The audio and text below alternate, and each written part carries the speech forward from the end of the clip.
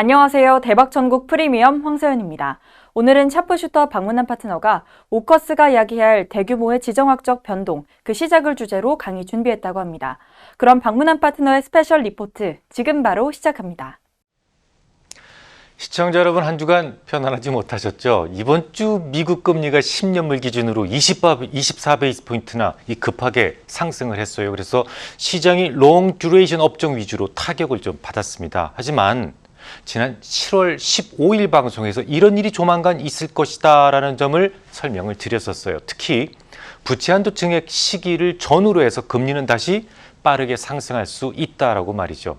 여기에 추가로 이 중국의 대규모 정전 사태로 인한 공급망 병목 현상 지연 등이 복합적으로 작용을 했습니다. 그래서 금리가 오르고 있습니다만, 작년 10월 8일 방송 기억하십니까? 예술적 분석, 저점을 기가 막히게 잡아주는 DMI 편에서 설명드렸던 매수 신호가 나오면 그냥 자신 있게 매수하시기 바랍니다.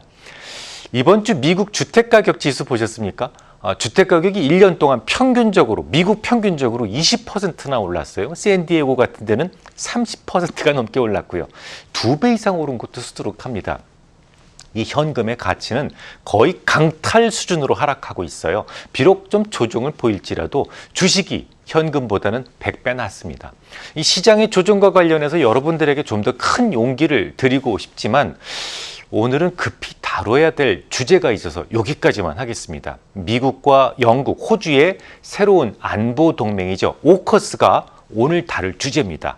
이 영국 시사 주간지 이코노미스트에서는 이 오커스의 결성은 1956년 수에즈 운하 사태, 그리고 1972년 닉슨 대통령의 중국 방문, 그리고 1989년 베를린 장벽 붕괴와 함께 세계 지정학적 지각 변동을 일으킬 만한 커다란 사건으로 기록될 것이다 라고 했거든요. 그러니까 오커스가요, 1950년 이후로 이 세상에 있었던 가장 큰 4개의 빅 이벤트 중에 하나라는 겁니다. 아시다시피 프랑스 정부는 오커스 출범 소식에 무척 분노했었습니다. 오커스가 프랑스를 쏙 뺀 채로 비밀리에 진행됐다라는 것 때문만은 아니었어요.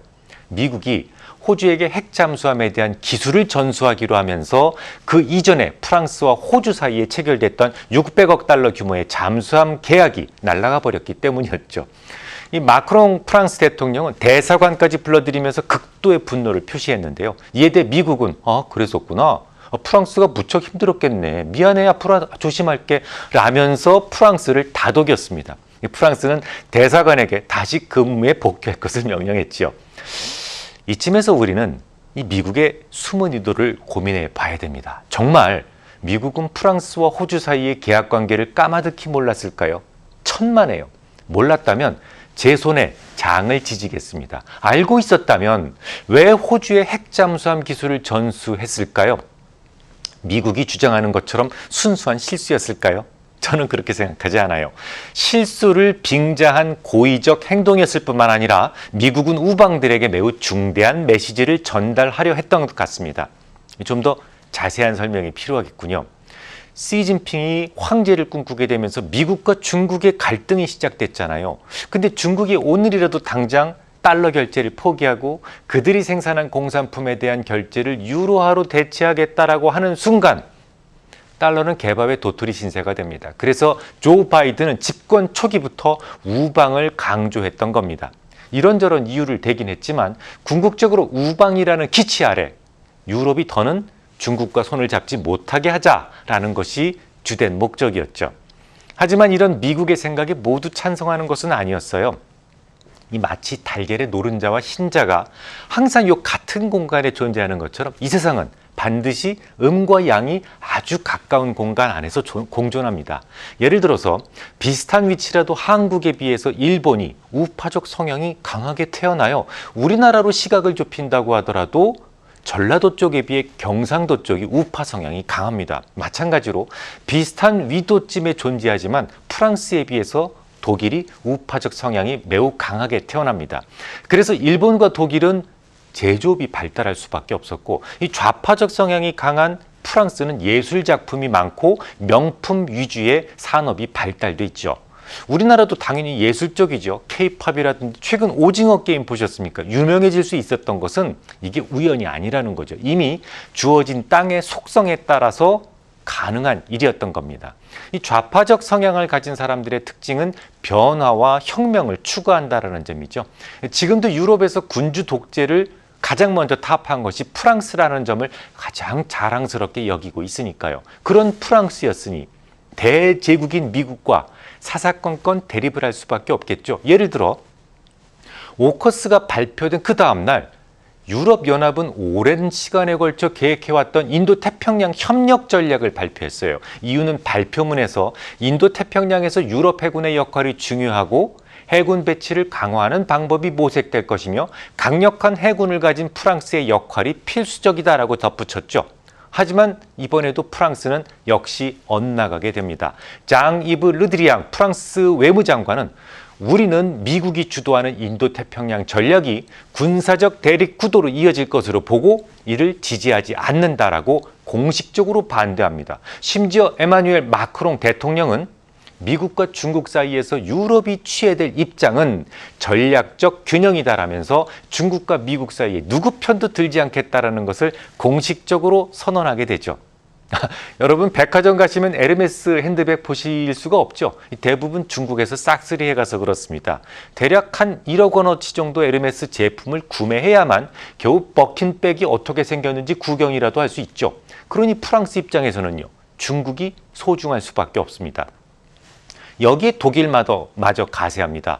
특히나 제조업이 발달되어 있기 때문에 독일 입장에서도 중국이라는 시장을 포기할 수는 없겠습니다. 그래서 서서히 마크롱의 생각에 동조하기 시작을 했고 결국 독일과 프랑스는 작년이었죠.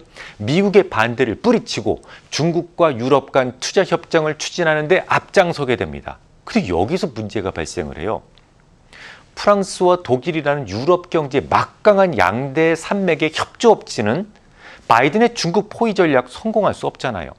오커스는 이런 곤란한 상황에서 미국이 꺼내든 대안이었습니다. 오커스의 핵심은요, 미국 외교 안보 정책의 변화를 의미합니다. 조금 더 단도직입적으로 말씀드려서 기존의 우방들이 미국과 손잡지 않는 것은 물론 너희들 자유다. 마찬가지로 미국도 그런 우방의 이익을 지켜주지 않는 것에 대해서 자유롭다. 미국을 원하는 새로운 동맹들과 안보 동맹을 새로 짜겠다라는 것을 선언한 겁니다. 좀 더 자세하게 말씀드릴게요. 미국은 오커스 결성 직후에 호주에게 핵잠수함 건조 기술을 전수하겠다고 했죠. 이 핵잠수함 기술을 가진 나라가 몇 되지 않습니다. 그야말로 미국의 전통적 우방들만 가지고 있던 매우 커다란 특권이었죠. 우선 트럼프가 호주를 버렸음에도 의리를 지켜주었다는 점 때문에 매우 특별한 보상을 해주고 싶었을 거예요. 일종의 보여주기식 동기부여 말입니다. 반면에 기존의 우방일지라도 프랑스처럼 내 편도 네 편도 아닌 경우 굳이 그들의 이익을 지켜줄 필요가 없다는 것도 분명하게 보여주고 싶었을 겁니다.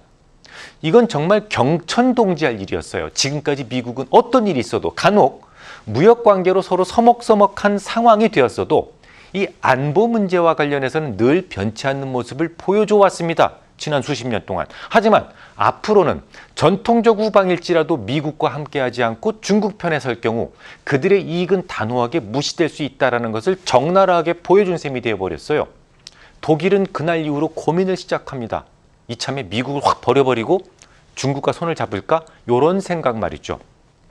하지만 당장 호주가 아른거립니다. 수년 전까지만 하더라도 호주의 외교 정책은 안미경중이었어요. 그러니까 안보는 미국과 협력하되 경제는 중국과 함께하겠다라는 것이었습니다. 하지만 코로나19의 발원지를 조사해야 된다는 말 한 번 잘못했다가 중국한테 호되게 당하고 말았잖아요. 석탄 수출의 30%를 차지하던 중국이 돌연 수입을 중단해버립니다. 어디 그뿐이겠습니까?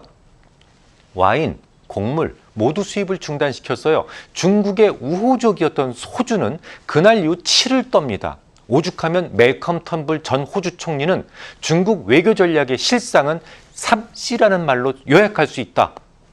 라고 했는데요. 이 3C가 뭐냐면 상대 국가의 정치인하고 그리고 지식인들을 매수해서 친중 세력으로 세뇌하는 비밀스러움, 커버트죠. 그리고 부패 공작, 이 커럽트라고 하죠. 그리고 힘을 앞세우는 강압, 코에시브라고 합니다. 요 3C가 중국의 외교 전략이다, 외교 정책이다라고 얘기를 해요.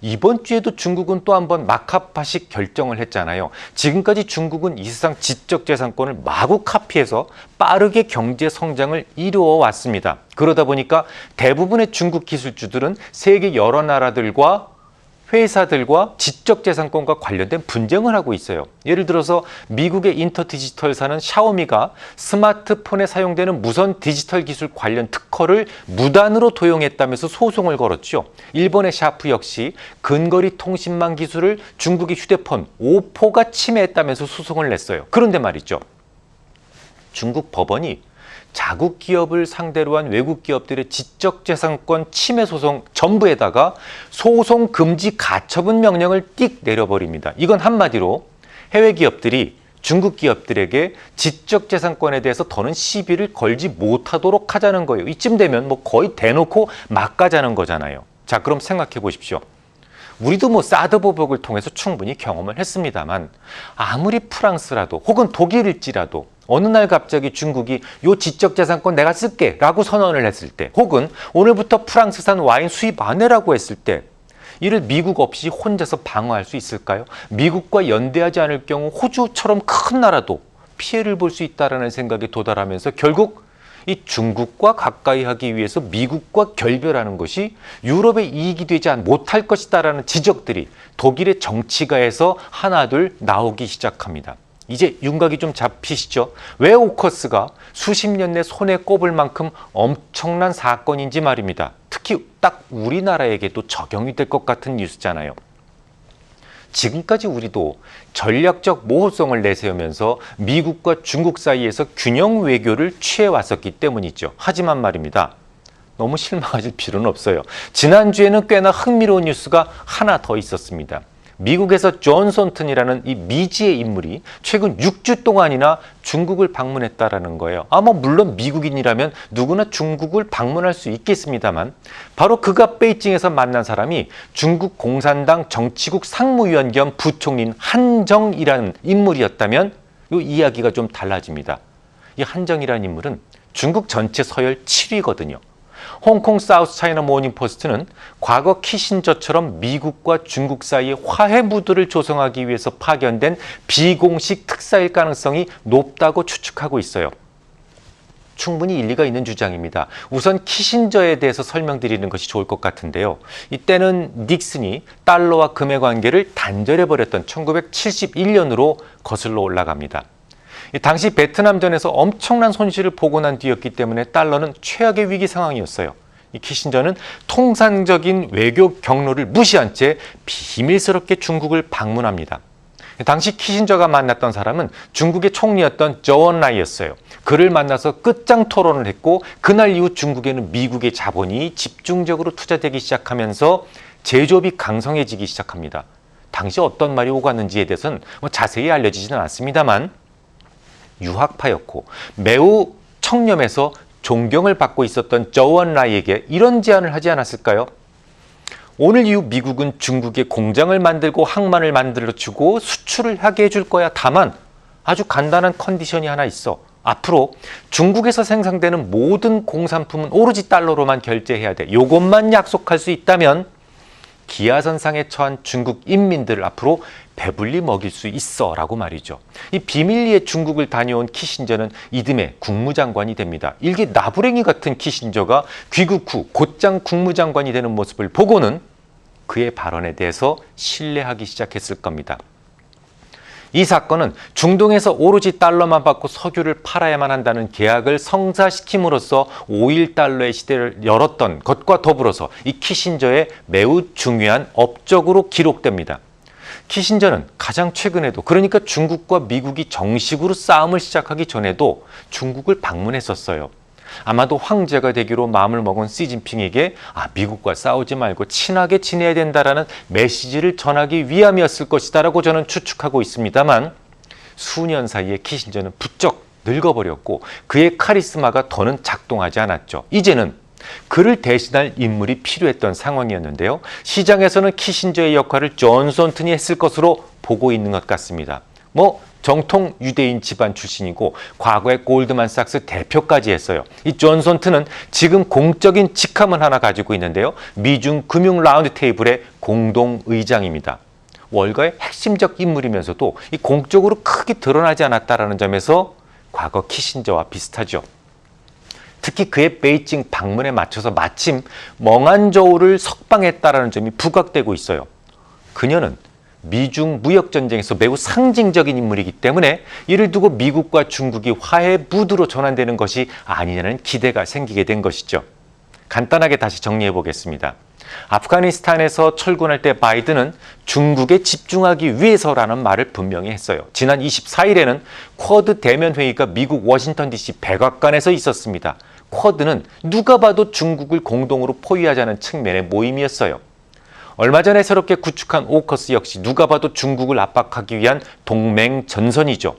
미국의 최근 행동들을 보면 중국을 압박하기 위해 온 역량을 집중하고 있다는 것을 보여줍니다. 이 중에 핵심은 오커스였어요. 이를 통해 미국은 중대한 메시지를 암시했는데요. 아무리 기존의 미국과 중요한 안보 동맹 관계였다고 하더라도 중국을 압박하는 데 동참하지 않는다면 새롭게 안보 동맹을 결성하겠다는 의지를 보여준 첫 번째 사례가 됩니다. 이는 우리가 취해왔던 전략적 모호성을 앞세운 외교 정책에도 이 진중한 고민이 필요해졌다는 말을 의미하죠. 그나마 존 손튼과 한정이 만나서 무려 6주에 걸친 끝장 토론을 비밀리에 했다는 점은 신라 같은 희망이 될 수 있습니다. 이 모든 사단은 결국 중국과 미국 사이의 관계가 어그러지면서 생겼던 일들이니까요. 다음 주에 뵙겠습니다. 네, 오늘 저희가 준비한 방송은 여기까지입니다. 샤프슈터 방문한 파트너와 함께 오커스 결성의 파장과 미중 갈등 격화, 월가 가격을 변동까지 살펴봤습니다. 그럼 저희는 다음 주 이 시간에 찾아뵙겠습니다. 시청해주신 여러분 고맙습니다.